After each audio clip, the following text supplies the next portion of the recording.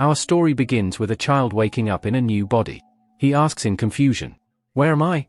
He sees a woman, his mother, or so he thinks, and wonders. "This isn't my mother, she was older, more beautiful, what is happening?"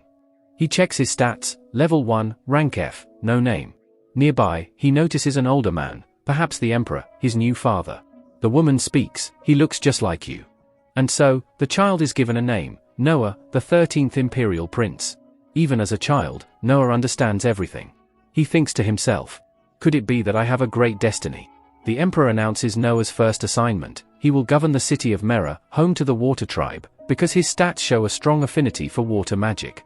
To test his abilities, the emperor calls forward Cruz. Cruz begins a ritual, and suddenly, Noah's water skill leaps to SS rank, a level no one his age has ever reached. Everyone gasps in surprise. The emperor smiles with pride seeing the young prince's potential. The scene shifts to the Mir Empire, a prosperous kingdom rich in resources and culture, elevated high above the land. In the early morning, maids prepare Noah for the day. He notices something remarkable. His stats, as others see them, are enhanced by his subordinates. The S rank in water comes not only from him, but also from Amria, the thief assigned to him, and his loyal maids. Noah realizes, the more loyal followers he gains, the stronger he becomes. His power has no apparent limit as the maids finish their work, Evelyn remarks. "You look calm and composed, most boys your age are noisy, but you have a royal aura." At the dining table, Noah reflects, despite his intelligence, his abilities are still limited at age 6. Suddenly, Evelyn informs him that the crown prince and fourth prince are visiting. Noah politely excuses himself from breakfast to greet them immediately, showing respect and maturity beyond his years. The visiting princes present a gift, a massive sword called Leviathan, a magical water sword known as the strongest in the empire. Its aura is overwhelming. For a moment, Noah sees visions, people appearing, screaming, begging for help, then disappearing. Noah hesitates to hold it. The sword is heavy, dangerous, and can only be wielded safely by those with SS-level water harmony. Albert explains, 120 people have died trying to retrieve this sword. Only the worthy can wield it. Noah grips it firmly, proving his extraordinary talent. That night, Noah notices his maid Zoe is sad. After some urging, she reveals a tragic story. Her hometown was hit by a flood, destroying her family's farm. Her mother is now unemployed, and her relatives demand she find work immediately. Noah thinks quickly. He hires Zoe's mother at the palace, giving her a generous wage. He provides them a house on the outskirts of the capital. He instructs Dylan to buy flood-affected land to prevent exploitation by corrupt nobles. Even at 6 years old, Noah shows leadership, foresight, and compassion, protecting the innocent and using his intelligence to help others. Noah, Dylan, and Zoe travel to the affected area. Most homes are destroyed, records lost, and the terrain is dangerous. They disguise themselves and walk among the locals, eating humble food. Noah notices how poorly the Empire distributes aid. An official, Mr. Gallo, is taking bribes. Noah confronts him directly. Gallo attacks, but Noah summons Leviathan. The sword activates, its water power roaring to life. Noah strikes with precision, cutting Gallo down instantly.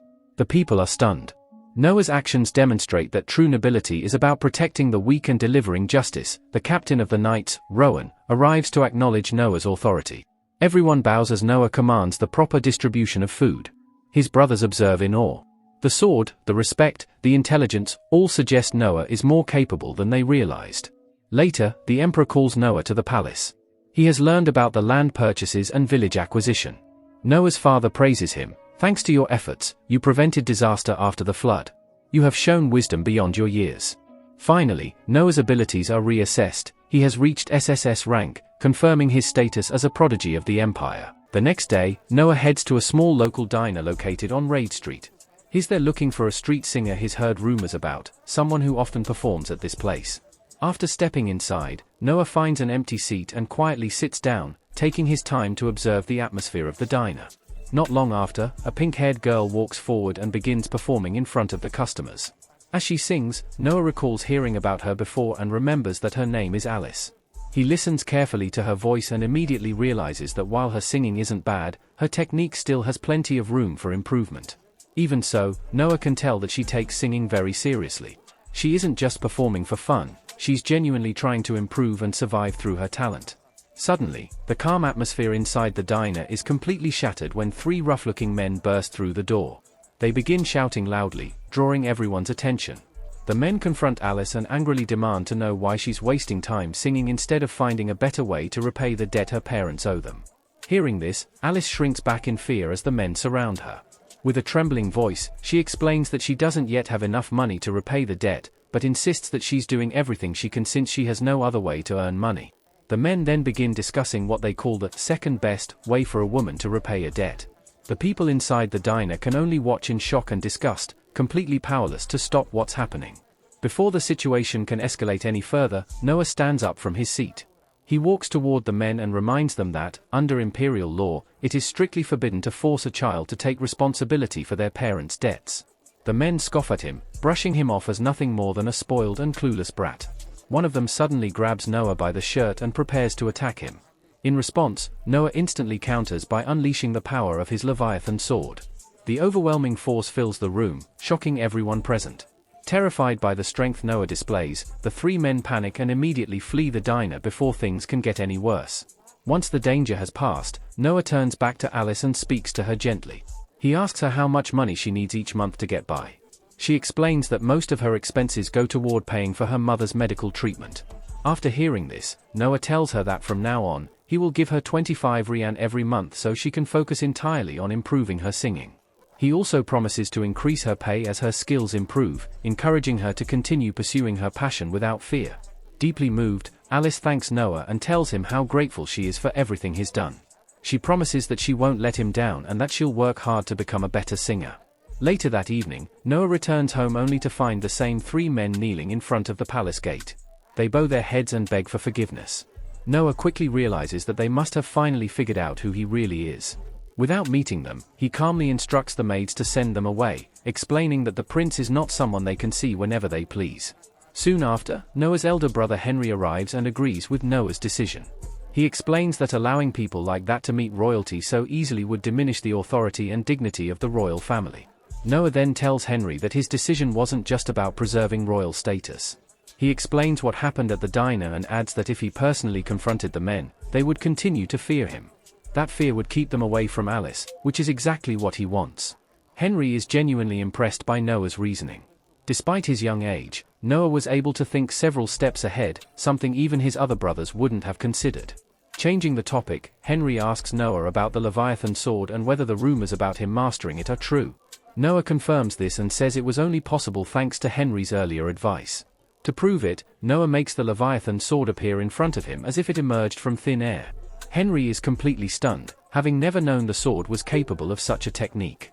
Noah explains that the sword didn't actually materialize from nothing. It had been hidden beneath his sleeve and expanded on command, since the sword has a will of its own.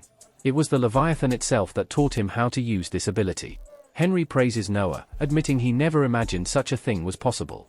Later, outside the palace, the three men are still lingering nearby. When one of them spots Noah, he attempts to attack, but Noah releases a small amount of the Leviathan's power. The man immediately freezes in terror and apologizes. Noah explains to Henry that he simply intimidated them using the sword's aura. That evening, Noah attends a royal ball. As he enters the hall, the guests begin applauding him. A noble named Radok notices something at Noah's waist, and Noah confirms that he's carrying the Leviathan sword, which was gifted to him by the crown prince. The room gasps in shock, recognizing it as a national treasure said to be nearly impossible to control. Some guests assume the sword must be a fake, so Noah releases a small portion of its power. The overwhelming pressure forces everyone to accept the truth. For the rest of the event, nobles line up one after another just to introduce themselves to Noah.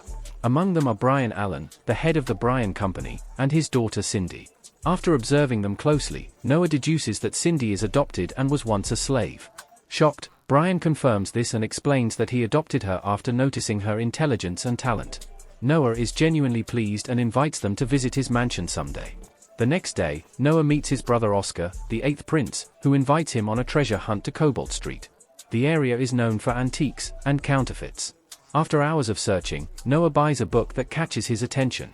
Oscar is stunned to realize it's the grimoire of the legendary sorcerer Andrea. Noah admits he bought it only because touching the book increased his stat.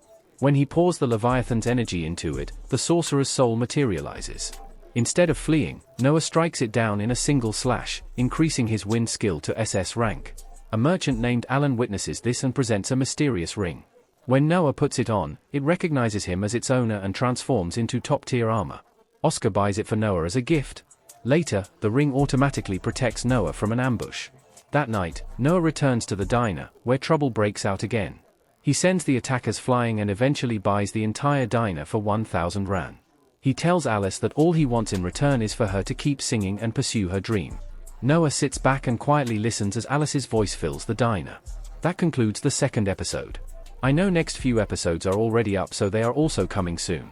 Please like, share and subscribe if you want to. Try checking out my other videos.